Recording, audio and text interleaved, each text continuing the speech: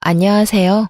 저는 사람을 도구쯤으로 여기는 시댁과 남편을 버리고 새로운 삶을 살게 된 40대 초반의 평범한 여성이에요.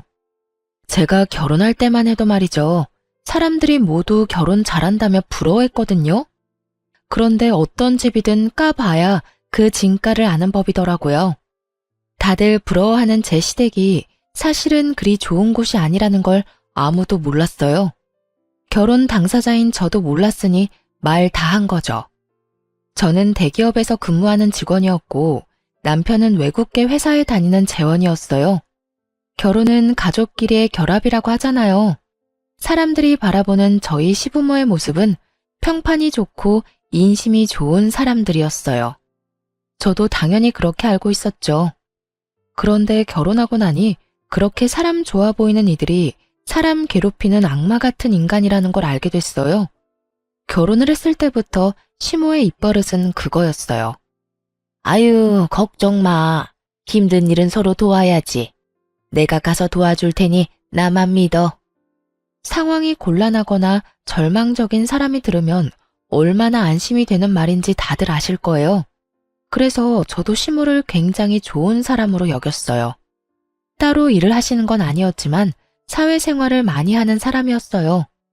제일 많이 하는 일이 봉사활동이었고 그 다음은 사교 모임, 그리고 가끔 운동을 하는 모임까지. 시모는 그렇게 사람들과 교류하는 것을 좋아했어요. 특히 사람을 많이 만나다 보면 서로 힘든 일이 있을 때마다 푸념도 하고 상담도 하고 그렇잖아요. 저희 시모는 그런 상담을 많이 들어주는 쪽이었어요. 그러면 시모는 버릇처럼 그 말을 하더라고요. 힘든 일은 서로 돕겠다. 내가 가서 도와주겠다. 이 말이요. 그리고 실제로도 주변 사람들에게 큰일이 생기거나 힘을 써야 할 일이 생기면 시모가 친구나 모임 사람들을 데리고 일을 도와주러 가기도 했어요. 결혼을 막 앞둔 며느리가 보기에 그런 시모가 얼마나 존경스러워 보였겠어요? 저도 그랬어요. 그래서 결혼을 할 때 사람들이 다들 그랬어요. 너 정말 시집 잘 가는 거야. 너희 시어머니가 얼마나 사람 좋은지. 봉사활동도 많이 하고 힘든 사람도 잘 돕고 말이지. 그런 분을 시어머니로 모실 수 있는 것도 너의 복이라면 복인 거야. 그래서 저도 복 받았다고 생각했어요. 결혼할 때까지만 해도요. 그런데 결혼 후 시모의 행동은 제가 생각하는 존경스러운 모습이 전혀 아니었어요. 제가 결혼을 하고 난 뒤에는 저를 노동력의 일환으로 생각하는 것 같았어요. 예, 이번 주 주말에 시간 되지? 이번에 고모네 잔치 하는데 일할 사람이 없대. 네가 와서 좀 도와주면 좋겠어. 처음에는 이런 부탁이었어요. 시댁 행사다 보니 안 가는 것도 그렇고 가서 거들어드리는 것도 제가 해야 하는 일이라고 생각했어요. 그렇게 가족이 되는 거라고 믿었죠. 그런데 몇 번 가족 행사에 불려간 뒤로는 가족이 아닌 사람들의 행사에도 저를 불러내더군요. 오지랖이 넓은 건지 뭔지는 모르겠지만 사람들이 말하는 모든 일에 자기가 일하겠다며 나서는 걸 보면서 이제 그만 좀 하라고 소리라도 지르고 싶은 마음이었어요. 좋은 일 하는데 왜냐고요? 시모는 저를 불러서 일을 시켜놓고는 자기는 하하호호 사람들과 웃고 떠들며 즐기기만 했거든요. 게다가 그런 힘든 일을 하고 나서도 저한테 잘했다던가 고생했다는 말은 한마디도 한 적 없었어요. 어떤 때는 식사도 안 주고 부려먹는 일도 많았죠. 그래서 점점 시모의 부름에 거절하는 일이 많아졌어요. 다른 일정이 있어서 못 간다거나 갑작스레 일이 생겼다는 핑계를 댔죠. 그런데 남편이 제 스케줄을 알고 있으니 거짓말까지 하며 빼는 게 눈치가 보이더라고요. 그날도 그렇게 핑계를 대기 어려운 날이었어요. 시모가 전화가 왔더군요. 예, 너 이번 주말에 일 없다고 했지? 시간 좀 빼놔라. 아는 사람 집에 도배를 해야 하는데 도배할 사람이 없다잖니. 너랑 내가 가서 도와주고 오자고. 음식을 하거나 청소를 하는 게 아닌 너무도 전문적인 일에 저를 부르기에 저도 조심스레 한마디 했죠. 어머님, 도배는 저희가 가면 안 되는 거 아닐까요? 전문적인 기술이 필요한 일인데 저희가 갔다가 문제라도 생기면. 도배가 무슨 전문직이야? 그냥 붙이면 되는 일이지. 요즘에는 혼자서도 할 수 있도록 잘 나와. 그러니까 빠지지 말고 나와. 알았지? 그런데 그 도배한다는 집은 어느 분이에요? 아, 우리 사돈댁이야. 이번에 이사하면서 인테리어 비용이 너무 많이 나와서 걱정이라지 뭐니. 그래서 내가 가서 도배 정도는 도와준다고 했지. 그거는 붙이기만 하면 되는 거니까. 시모의 사돈댁에 저희 집과 시동생은 해당되지 않을 테고 신우의 시댁에서 부탁한 것 같았어요. 아니, 부탁이라는 말은 맞지 않았죠. 분명히 거기서는 가볍게 이야기했는데 또 시모가 오지랖 부려서 자기가 가겠다고 했을 거예요. 저는 이건 좀 아니라는 생각이 들었어요. 만약 신우의 집이었다면 뭐 우리 시댁 식구니까 나서줄 수도 있겠죠. 망쳐도 신우한테 잘 말하면 신우가 이해라도 해줄 테니까요. 그런데 신우의 시댁이라니 저한테 이보다 더 먼 관계는 있을 수 없었어요. 솔직하게 생판남이잖아요. 거절의 말을 꺼내고 싶었는데 시모가 전화를 탁 끊어버리더군요. 그래서 저는 소파에 늘어져 있는 남편에게 말했어요. 여보, 어머님이 이제는 아가씨 시댁에 도배 장판하는 것까지 도와주러 오래. 이게 맞아? 아니, 사돈이면 뭐든 조심해야 할 건데 그런 전문적인 일에 우리 같은 문외한을 쓰면 분명 문제가 생길 거라고. 그리고 내가 현장직도 아니고 사무직인 사람인데 그런 몸쓰는 일에 데려가서 일이 제대로 굴러갈지도 모르겠고. 그리고 무엇보다 가기 싫어. 당신이 어머님한테 좀 이야기해봐. 벌써 이게 몇 번째야? 주말마다 제대로 못 쉰 지 오래됐다고. 마음을 좀 곱게 써. 우리 엄마가 나쁜 일 같이 하지? 좋은 일이잖아. 누나도 도와주고 서로 돕는 거지. 그리고 뭐든 정성이 중요한 법이야. 가서 거들어줬다는 것만으로도 다들 좋아하실 거야. 마음을 곱게 쓰고 나쁘게 쓰고 할 문제가 아니지. 도대체 몇 번째야? 나는 하기 싫어. 그리고 우리가 그렇게 한다고 누가 알아주기는 해? 다들 어머님 칭찬만 하고 우리는 그냥 일용직 노동자 취급이잖아. 그리고 좋은 일이라기보다는 점점 친한 분들 일 도와주는 것 뿐이잖아. 보람도 없고 그냥 힘들기만 하다고. 제 말에 남편이 저를 한심스럽게 쳐다보더니 짜증을 확 내더군요. 그래서 가기 싫다는 거야? 어떻게 며느리가 돼서 그 정도도 못 해드려? 당신 그것밖에 안 되는 사람이었어? 그것밖에 안 되는 사람이 뭔데? 남 일 도와주다가 내일 못하게 생겼는데 그게 왜 내가 욕먹을 짓이야? 그리고 세상의 며느리들은 전부 시모가 받아온 일에 다 차출되어 나가야 하니? 며느리가 노동력으로 인정되던 건 옛날 일이야. 내가 돈을 못 벌어? 집안일을 못해? 애를 못 낳았어? 남들 하는 만큼 하고 더 하고 있는데 너는 이런 나한테 또 일 시키고 싶어? 아, 말이 통하지를 않네. 그럼 일이라고 생각하지 말고 가족끼리 교류라고 생각해. 그러면 일하기 더 쉽겠지. 남편놈 말에 화가 확 나더라고요. 이게 자기 일 아니라고 아주 아무 말이나 짓거리더라니까요. 그렇게 도배일을 하러 가서 결국 고생이라는 고생은 다 하고 왔어요. 그 다음날은 팔을 못 움직일 정도로 근육통이 왔고 몸살에 걸릴 정도였거든요. 게다가 전문가가 아무리 알려줘도 기술이 없으니 얼마나 허술하게 붙였겠어요. 그게 제 눈에도 보이더라고요. 도와주면서도 저는 걱정부터 됐는데 정작 시모는 태연자약하게 사돈어른과 대화 나누고 있더군요. 그래서 열심히 하지 않았어요. 그냥 제가 많이 힘들지 않을 정도로만 했어요.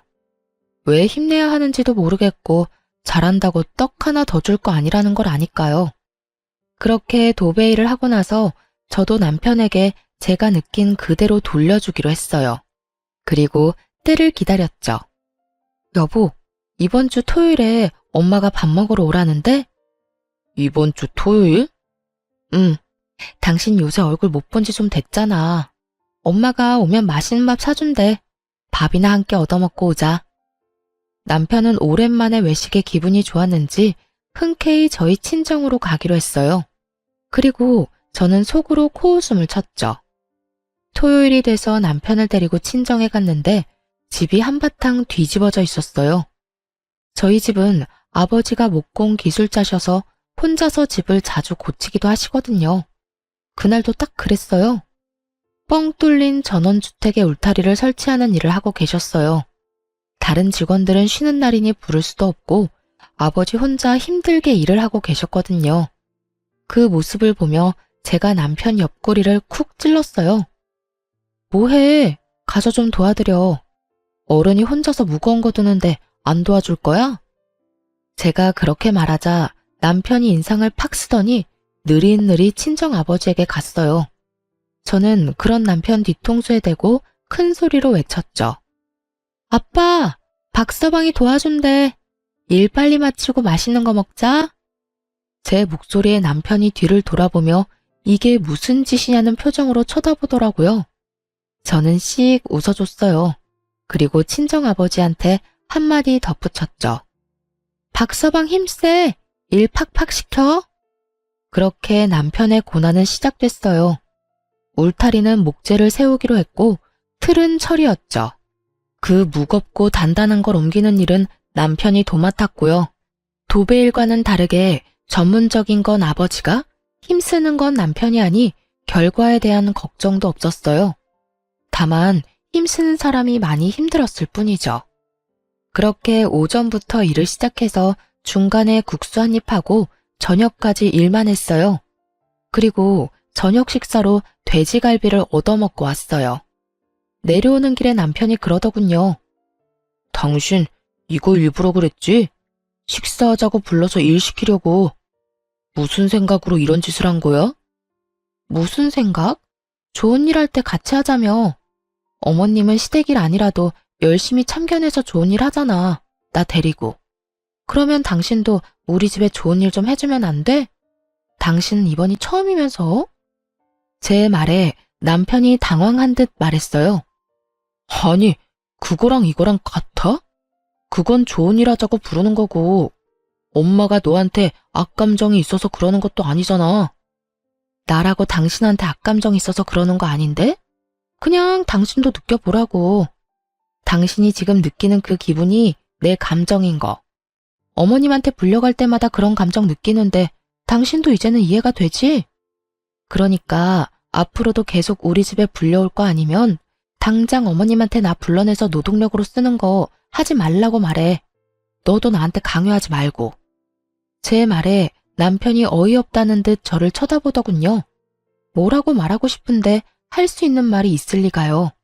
화를 안 냈으면 또 모르겠는데 이미 화도 다 냈고 상황은 자기보다 제 쪽이 더 나빴고 그러면 답이 나온 거죠.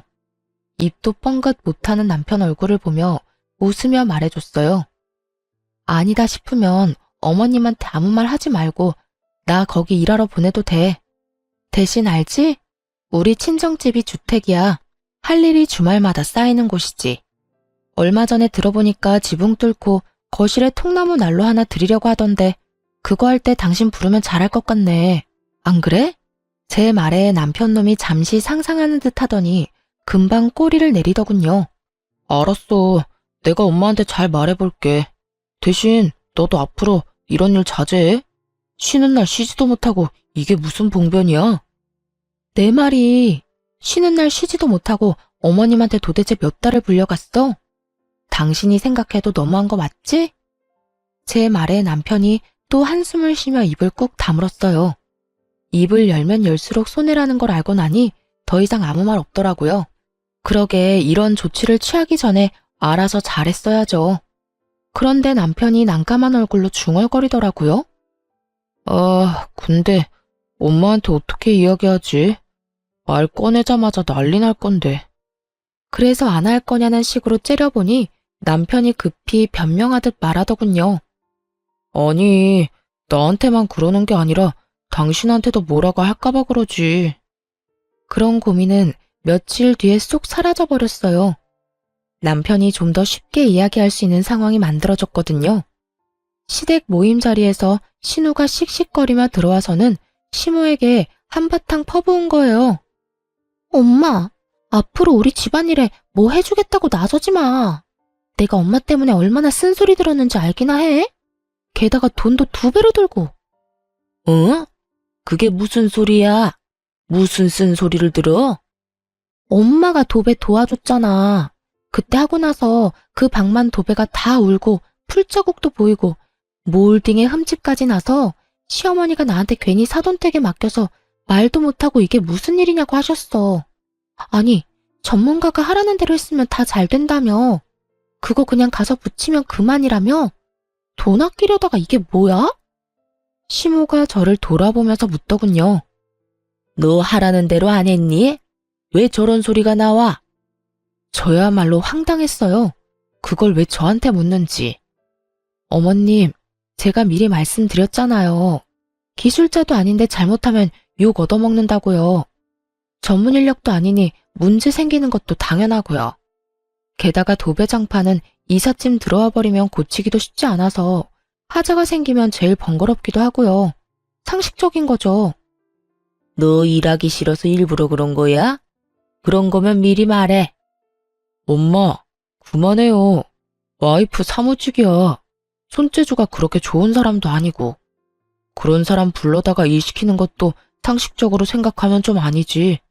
그리고 이 사람 생각도 좀 해요. 추궁할 게 아니라. 일해주고 욕 얻어먹는 것만큼 기분 나쁜 일이 어딨어요?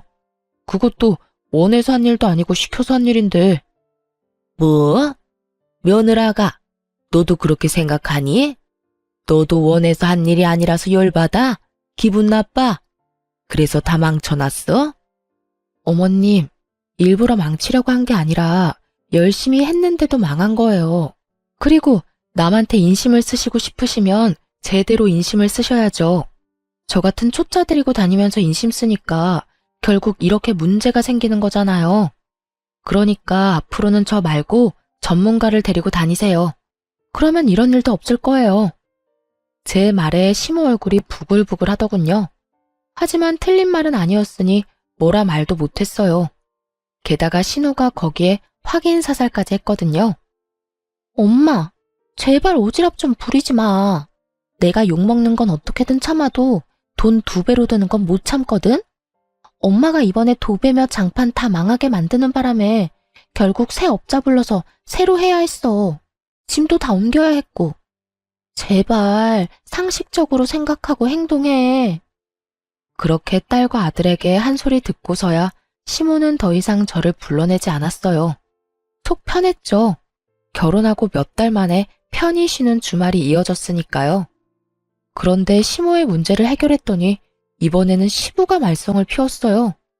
시모는 저를 노동력으로 봤지만 시부는 저를 통장으로 봤거든요. 시부도 시모와 비슷한 사람이었어요. 선심을 쓰고 싶은 사람, 그리고 그걸로 생색을 내며 다른 사람의 존경을 받는 걸 좋아하는 사람. 딱 그런 유형의 사람이었죠. 그런데 시부도 시모랑 똑같은 생각을 가지고 있더라고요. 남의 돈으로 인심 쓰고 자기는 존경받고 싶은 거요. 재주는 곰이 넘고 돈은 주인이 받는다는 말을 그대로 보여주는 사람들이었어요. 시부는 주위 사람들에게 명망 있는 사람처럼 떠받들어지고는 했는데 그게 모두 시부의 선심 때문이었어요.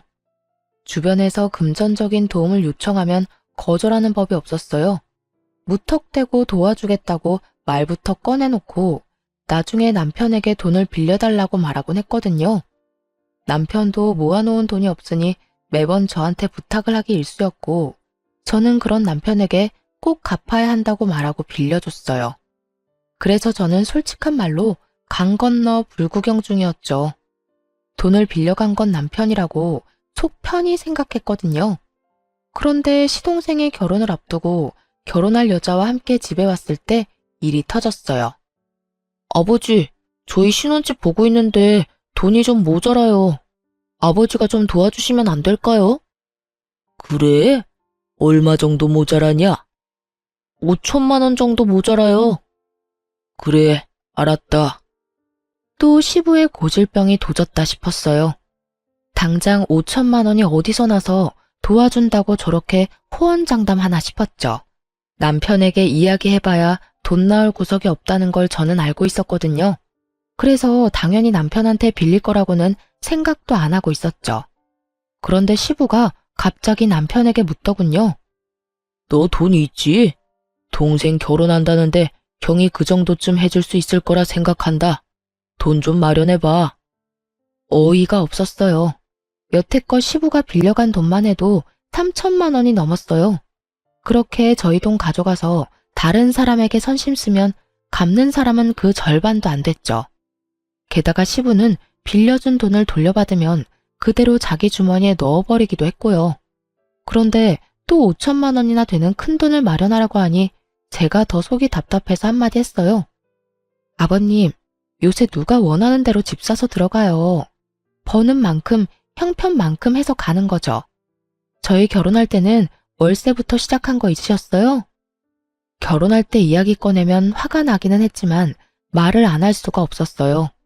우리는 결혼할 때 지원받은 거 하나도 없는데 갑자기 시동생만 지원해주겠다는 것도 열받았고 그 지원조차도 우리 돈에서 빼내가겠다는 것도 열받았죠. 아니 그럼 애가 곤란하다는데 너희는 형님이 돼서는 아무것도 못 해주겠다는 거냐? 저희가 도와달라고 했을 때 아버님이 그러셨죠? 돈 맡겨놨냐고요. 저희 입장도 그래요. 저희한테 돈 맡겨주신 것도 없으면서 왜 자꾸 돈 내놓으라고 난리세요? 내가 언제 돈 내놓으라고 했어? 동생 도와주라고 했지. 그 말이 그 말이잖아요. 도움을 주고 싶어도 돈이 있어야 도와주죠. 이 사람한테 돈이 있는 줄 아세요? 여태 아버님이 빌려가신 돈도 못 받아서 저희도 허덕이고 있어요. 그런 저희한테 또 돈 마련해서 도련님 도와주라는 건 너무하잖아요. 제 목소리가 커지니 순간 집안이 조용해졌어요. 솔직히 저도 이렇게까지 하고 싶은 마음은 없었지만 필사적이었어요. 지금 이야기하지 않으면 말을 꺼낼 타이밍을 못 찾을 것 같았거든요. 시부가 심기가 불편한 얼굴로 저를 노려보더군요. 그때 갑자기 남편이 나섰어요. 아버지, 돈 마련할게요. 그러니까 그만하세요. 당신도 그만해. 가족들 보는 데서 이러면 당신만 곤란해져. 저야말로 황당했어요. 당신 미쳤어? 당신이 무슨 돈이 있어서 그런 말을 해? 여태껏 당신이 낸 돈도 어마어마해. 거기에 5천만 원이나 되는 목돈도 또 추가할 거야? 그러면 우리는 언제 전세 탈출해? 나중에 집에 가서 이야기해. 남편은 저를 달래서 시댁에서 나왔어요. 시부모들이 저를 날카롭게 째려봤지만 저도 같이 째려봐줬어요. 집에 돌아와서 제가 남편을 추궁했어요. 당신 도대체 무슨 생각으로 돈 마련하겠다고 한 거야? 당신이 돈이 어디 있어서 여태껏 아버님한테 다 뜯긴 거 아니었어? 저는 남편이 저 몰래 모아놓은 돈이라도 있나 하는 생각을 했어요. 그게 아니면 저렇게 돈 마련해주겠다는 말이 나올 리 없잖아요. 그렇다고 동생네 집을 마련해주려고 우리가 대출을 받을 것도 아니고. 그런데 남편의 생각은 제 상상을 초월하더군요. 당신 얼마 전에 받은 유산 있잖아. 그거 6천만 원 정도 되지 않나? 그걸로 쓰면 되지. 너무 그렇게 열내지 마. 그 이야기에 가라앉았던 화가 순식간에 폭발하고 저도 모르게 쌍욕을 입에 담고 있더군요. 미쳤어? 정신 나갔니? 돌았냐고. 우리 아버지 돌아가시고 받은 유산을 네 동생 집 사는데 보태라고? 왜 이렇게 흥분해? 그럼 그 돈 뒀다 뭐 할 건데? 이참에 동생 좀 도와주면 뭐가 덧나? 와, 너무 어이가 없으니까 말도 안 나오네. 뒀다 뭐 하냐고? 근데 그거 내 돈이잖아. 내 허락은 맞고 약속을 하던지 말던지 해야 할 거 아니야. 어차피 당신 줄 거잖아. 아버지가 해달라는데 그럼 무시할 거야? 그래, 무시할 거야. 내가 그 돈을 왜 줘? 네 돈이야? 나는 절대 못 주니까 이번 일 네가 알아서 처리해. 그리고 내가 당신한테 빌려준 돈들, 그 돈도 다 받아와. 이성적으로 생각해. 지금 당장 그 돈을 어떻게 가져와? 상식적으로 말이 안 되잖아. 그럼 장인어른 죽고 나서 받은 유산으로 시동생 집 사는데 보탠다는 건 상식적으로 말이 되는 이야기야? 생각할수록 열받네. 우리 그냥 이혼할까? 내가 아무리 생각해도 이해가 안 가서 그래. 너는 화가 안 나? 네 돈으로 선심 쓰고 아무도 알아주지도 못하는데 화도 안 나? 그렇게 생각하지 마. 아버지 체면 생각해서 해주는 거잖아. 그리고 내가 해드리고 싶어서 해드리는 건데 그게 뭐가 나빠? 호구도 이런 호구가 없더라고요. 솔직히 이번 건은 선을 넘었다고 생각했고 저도 양보할 생각은 요만큼도 없었어요. 우리 이혼하자. 당신 생각에 내가 따라가지를 못하겠어. 너랑 같이 살면 순식간에 빈털털이 될 것 같으니까 우리 이제 그만하자. 제 이혼 요구에 남편은 아무렇지 않다는 듯 자리에서 일어나며 이야기하더라고요. 당신 지금 너무 흥분했어. 일단 진정하고 다음에 이야기해. 이혼은 무슨 이혼이야, 이런 일로. 명백히 회피하는 반응이었어요. 이혼 안 하고 싶으면 아버님한테 가서 말하고 오라고. 그러나 남편은 아무 말 없이 자리를 떴어요.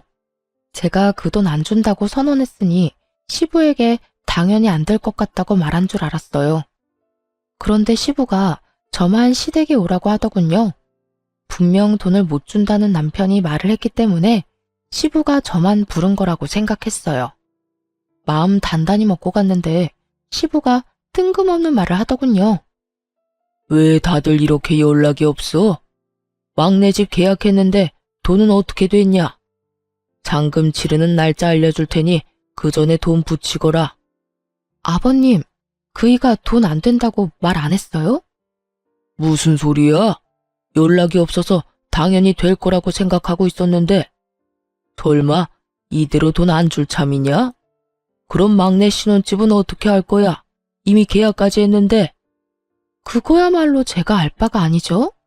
계약을 하든 뭘 하든 저는 이미 안 된다고 이야기했으니 남은 건 남편이랑 이야기하세요. 그리고 이렇게 됐으니 먼저 말씀드릴게요.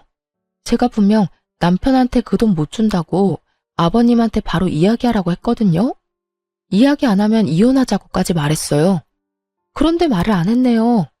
저희 이혼하면 아버님이 여태까지 남편한테 받아간 돈 다 돌려주셔야 돼요. 아버님이 가져다가 다른 사람들 도와주겠답시고 펑펑 뿌린 돈들 전부 다 제 돈이거든요. 악에 바친 것처럼 말하는 제 말에 시부가 제대로 된 답도 못하고 어리둥절해 하더군요. 그 돈이 왜 네 돈이야? 아버님이 가져가는 돈이 하늘에서 떨어지는 줄 알았어요. 남편이 자기 돈 모자라다고 저한테 빌려갔어요. 차용증까지 확실하게 작성해놓고. 이게 다 무슨 말이야? 그 돈이 우리 아들 돈이 아니라 네 돈이었다고? 네, 차용증까지 쓰고 빌려간 돈이요. 시부가 믿지 못하겠는지 남편에게 전화해서 얼른 시댁으로 오라고 했어요. 남편이 헐레벌떡 뛰어들어오고 시부와 함께 있는 제 얼굴을 보고 살짝 놀라더군요. 그런데 남편이 혼자 온 게 아니라 시동생과 함께 들어왔어요. 형, 진짜 그러는 거 아니야. 해주겠다 해놓고 입 싹 닦는 게 어딨어? 그리고 형수님도 너무한 건 마찬가지예요. 형이 돈 해주겠다고 했는데 왜 안 된다고 퇴짜를 놔요? 형이 벌어서 형이 쓴다는데 형수가 왜 난리냐고요? 돈 있다면서요. 그런데 왜 못 준다는 거예요? 왜? 지금 저한테 어떤 말을 하고 있는지 생각은 하고 입방정 떨고 있어요? 뭐라고요? 돈이 그렇게 필요하면 도련님 부모님 돌아가신 뒤에 그 유산으로 집 사세요.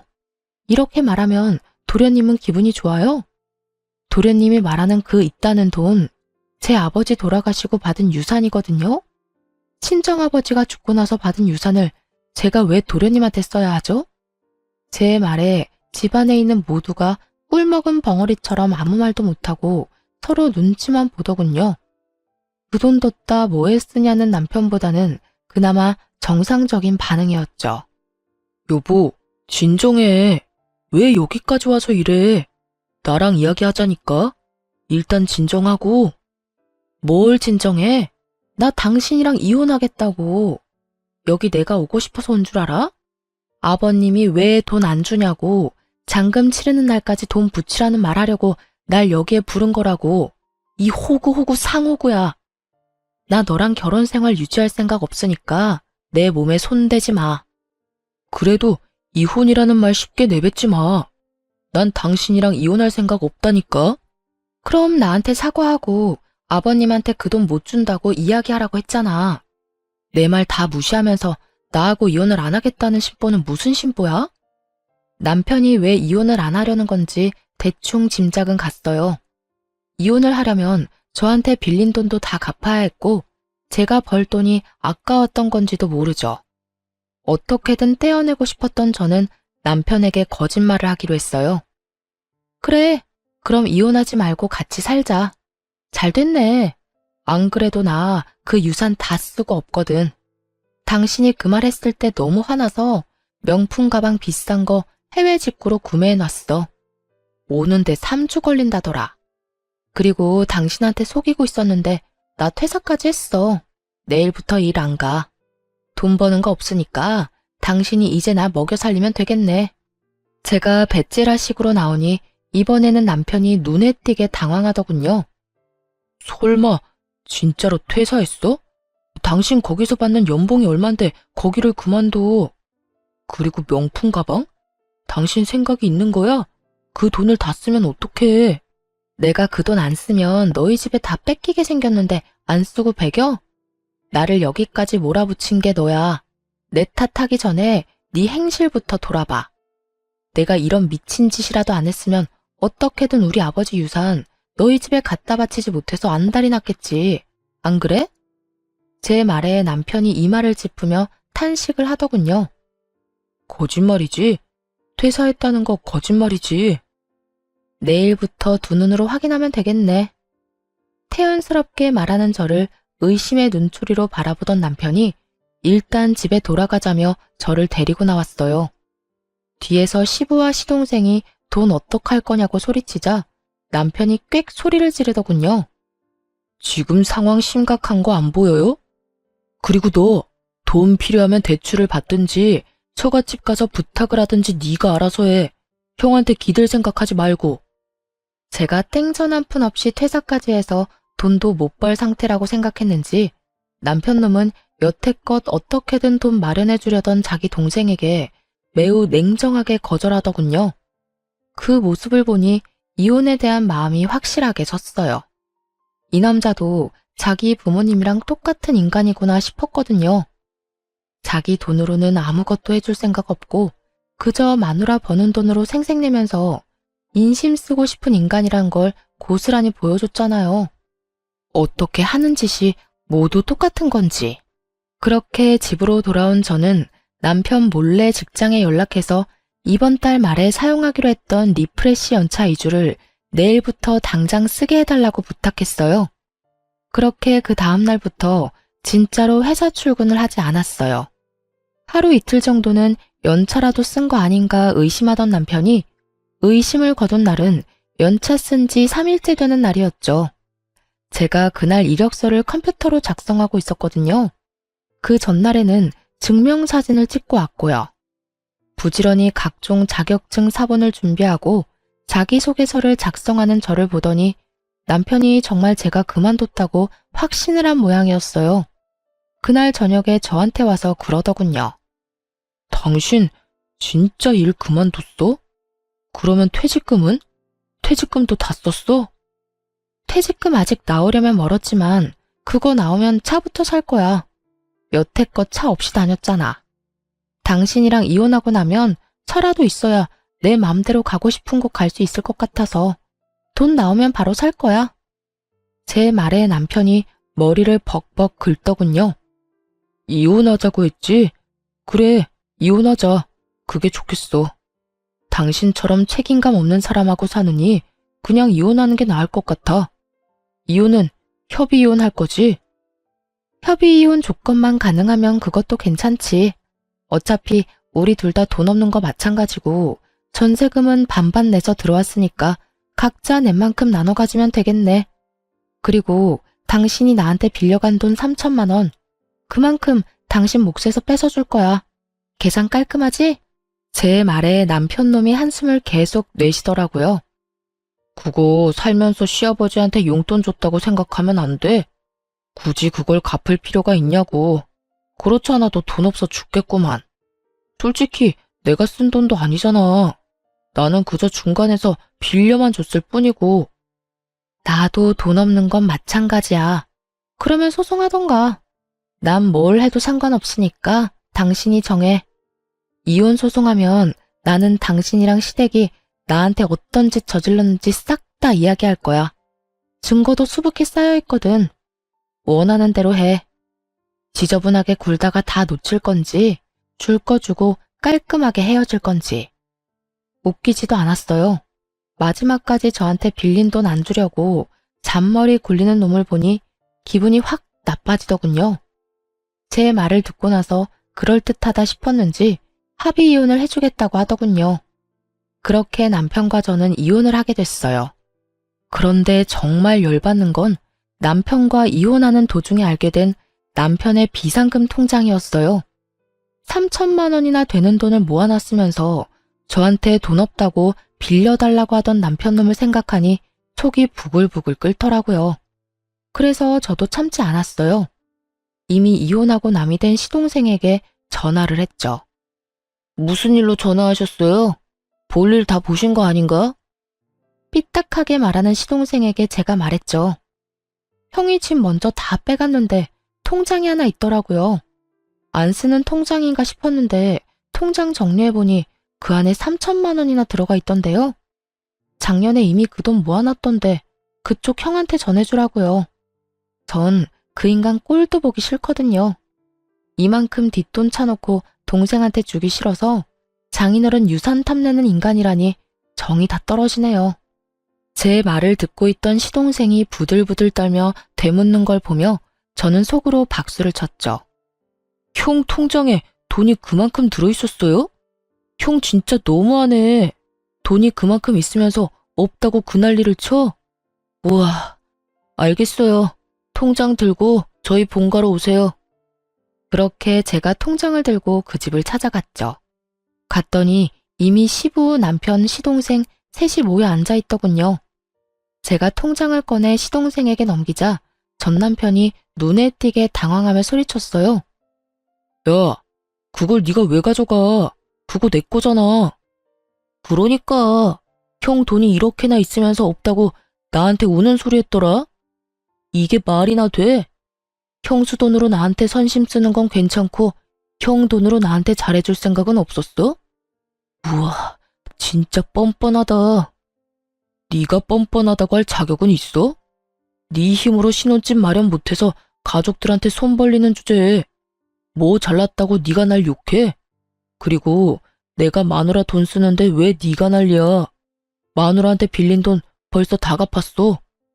전 남편 말에 시동생이 참지 못하고 서로 멱살을 잡고는 드자비질을 하더군요. 그걸 바라보던 시부가 말리면서 시동생 편을 들자 전 남편이 씩씩거리며 소리쳤어요. 아버지, 동생 편들 생각 말고 저한테 빌린 돈이나 갚으세요. 제가 넣은 전세금 그 돈으로 다 뜯겼거든요. 재수가 없으려니까. 아버지는 뭘 좀 알고 행동하시라고요. 여태까지 돈 펑펑 쓰면서 살았던 게 누구 덕분인데 내가 아니었으면 아버지가 동네에서 그렇게 좋은 사람으로 소문이나 날 수 있었겠냐고요. 시부가 썼던 돈이 자기 돈이라고 생각하는 전 남편을 보니 참으로 웃기지도 않았어요. 저번에 제가 시부가 빌려간 돈 내놓으라고 말할 땐 그것도 이해 못하냐고 어련히 때 되면 주겠지라며 빈정거리기만 하던 전 남편은 자기 돈 뜯기게 생겼으니 아주 빚쟁이처럼 깐깐하게 굴더군요. 그렇게 형제 둘이서 인정사정 없이 싸우더군요. 말려도 소용이 없었어요. 둘 다 뻔뻔하기로는 둘째가라면 서러울 인간들이어서 그런지 그 집구석 내력이 그래서인지는 모르겠지만 뚫린 입이라고 얼마나 말은 잘하던지.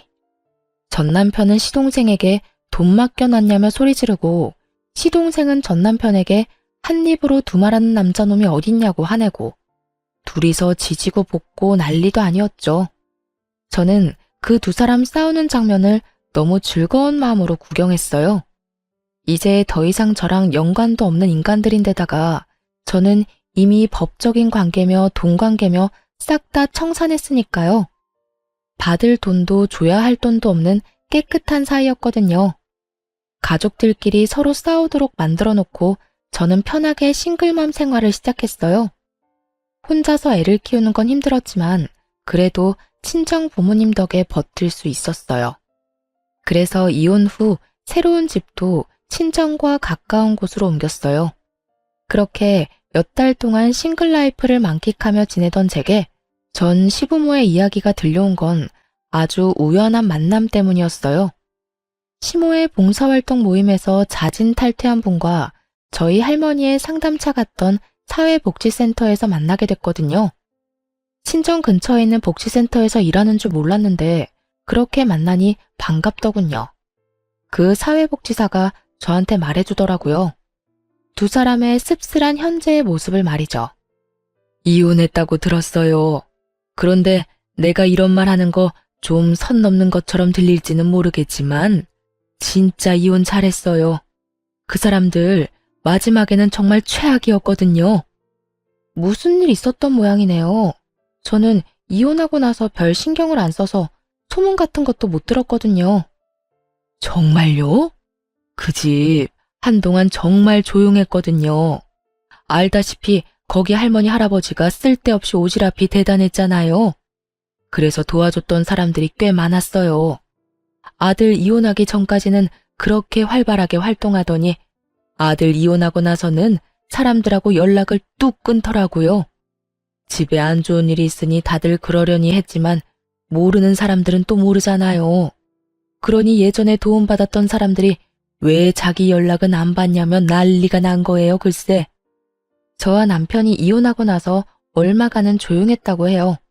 그런데 그 두 사람이 다른 사람들의 존경과 관심을 한 몸에 받다가 조용히 살려니 얼마나 좀이 쑤셨겠어요. 그렇지만 그때와는 다르게 지금은 돈 대줄 사람도 없잖아요. 그래서 조용히 있었던 모양인데 주변에서 연락이 그렇게 왔다고 하더라고요. 예전에 시모와 시부가 오지랖으로 도와줬던 사람들에게서요. 그들이 고맙다는 인사를 하러 연락한 게 아니었다고 하더라고요. 또 다른 도움의 손길을 찾아서 시부모에게 연락을 한 거였죠.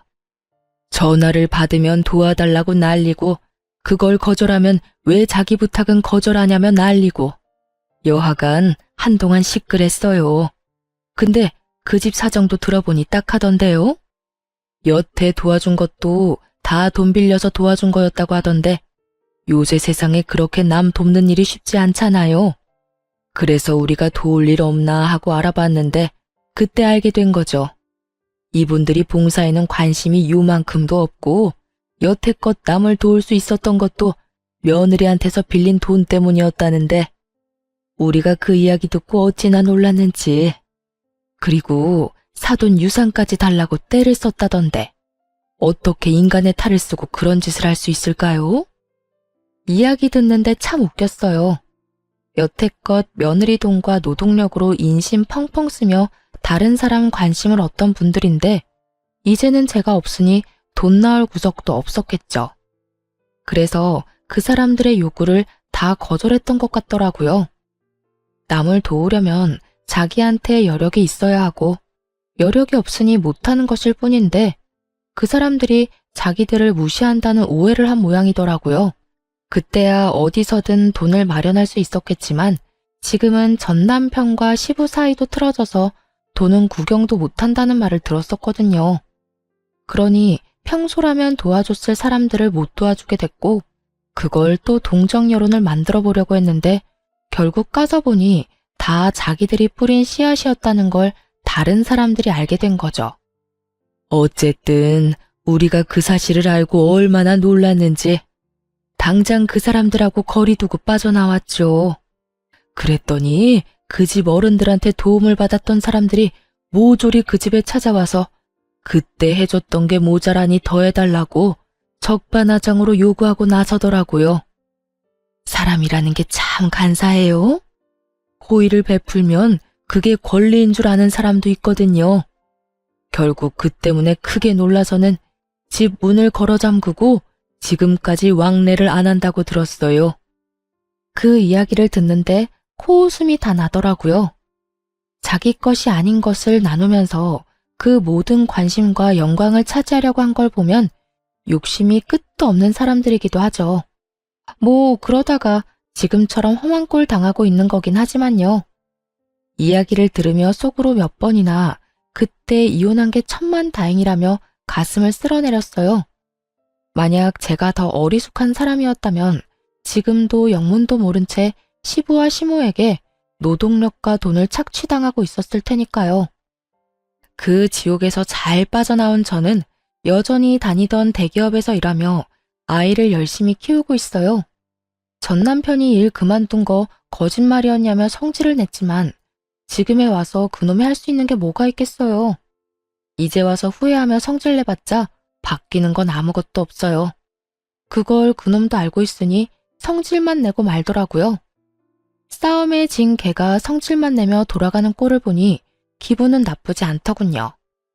여러분, 남들이 부러워하는 삶이라는 게 좋은 것만은 아니에요. 그 이면에는 우리가 생각지 못하는 더러운 면들이 더 많을지도 몰라요. 그러니 결혼은 신중하게 하세요. 너무 잘난 것도 아니고 너무 못난 것도 아닌 어중간한 사람이더라도 평범하기만 하다면야 속 썩이고 살 일 없을 테니까요. 이상 저의 속 터지는 대화 한 장의 연속이었던 결혼 생활에 대해 지금까지 들어주셔서 너무 감사해요. 저는 즐겁게 읽어주셨으면 그걸로 좋아요. 당시에는 고통이었지만 지금은 저에게도 쌤통인 일이거든요. 그럼 오늘도 즐거운 하루 보내세요.